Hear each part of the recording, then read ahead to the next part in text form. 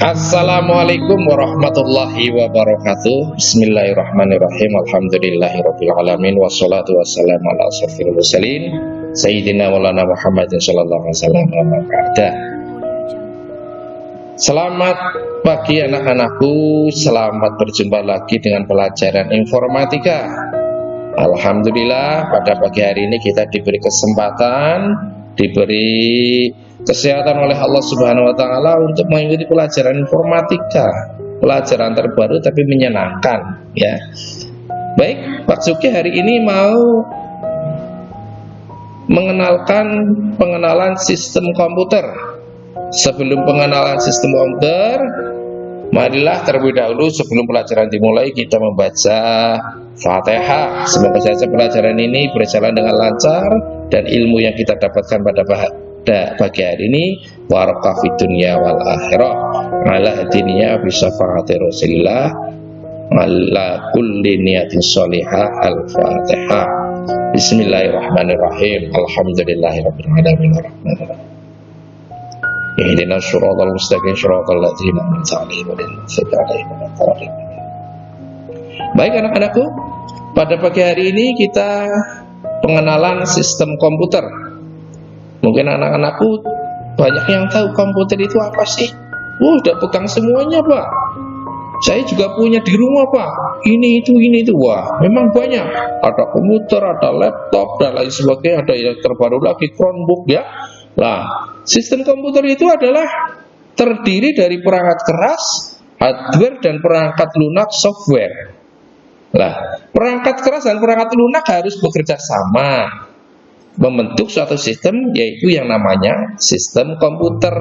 Jadi perangkat lunak, software, dan hardware itu harus bekerja sama untuk menjadikan sebuah sistem komputer. Nah, kemudian sistem perangkat keras. Sistem perangkat keras itu atau yang namanya hardware itu sebagai subsistem komputer yang juga mempunyai komponen. Yang pertama komponen alat masukan atau input device. Kemudian lagi ada yang namanya komponen alat pemproses atau processing device. Kemudian lagi ada komponen alat keluaran atau output device. Dan kemudian lagi ada komponen alat simpanan luar atau storage. Dan yang kelima adalah komponen pendukung. Baik anak-anakku, tadi sudah anak-anakku pahami berarti sistem perangkat keras. Nah, sekarang alat masukan. Nah, pada pagi hari ini kita fokus kepada alat masukan.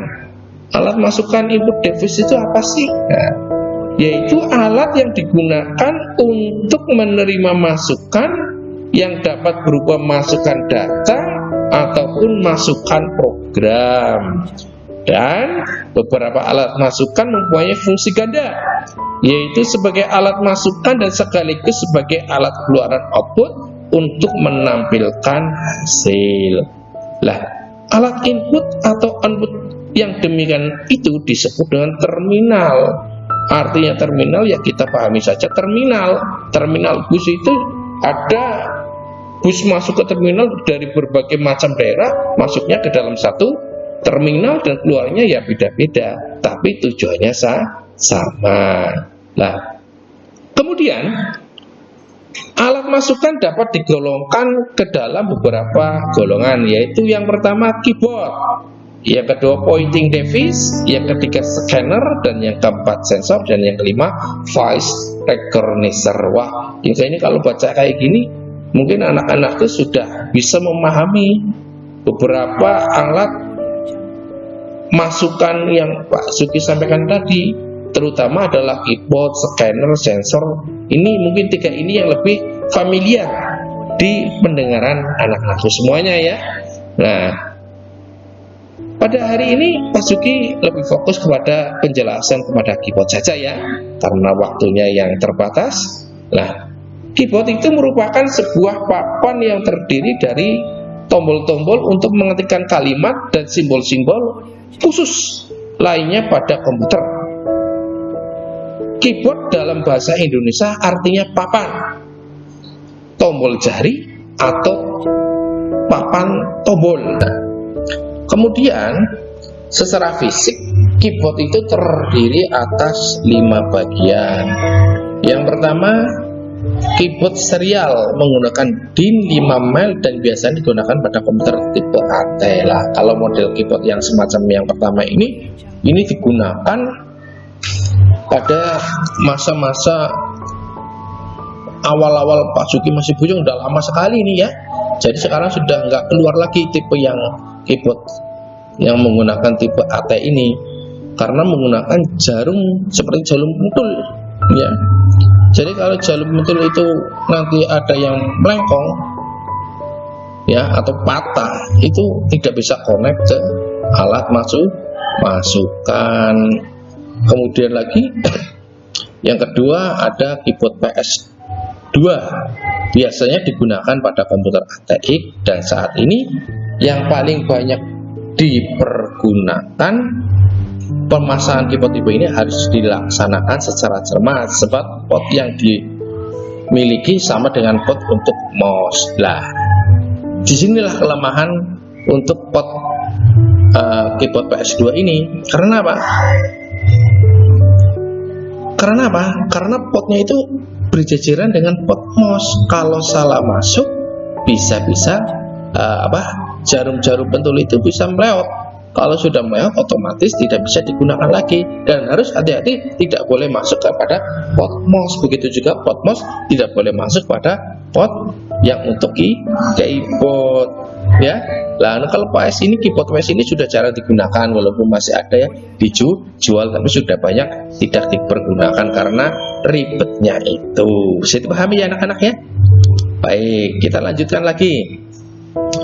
Kemudian yang ketiga itu ada keyboard wireless. Nah, ini kalau keyboard wireless ini tidak menggunakan kabel, tapi lebih menggunakan kepada infrared atau inframerah yang dihubungkan di port USB atau pada port CPU. Nah, ini lebih mudah dan lebih gampang digunakan ini kalau port ini, dan sangat keren menurut Pak Suki ini. Nah, kemudian yang keempat ini ada keyboard USB. Lah, ini kalau keyboard USB ini anak-anak kalau lagi praktek semuanya sudah menggunakan keyboard USB, apalagi USB itu sudah familiar sekali di telinga anak-anak ya, sudah banyak mendengar, oh ya keyboard USB kayak gini Pak. Oh iya betul, yang ada lempengannya itu namanya keyboard USB ya.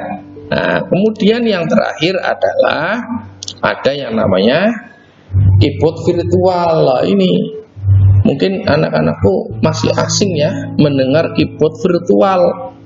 Keyboard virtual itu apa sih? Nah, ini yaitu adalah salah satu fitur untuk program komputer atau program itu sendiri yang dapat berperan virtual sebagai kontrol. Jadi seperti film-film animasi itu loh anak-anak ya.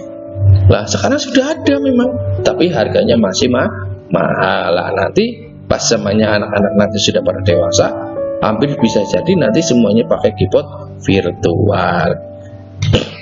Demikian penjelasan dari Pak Suki, semoga saja bisa bermanfaat buat anak-anakku semuanya.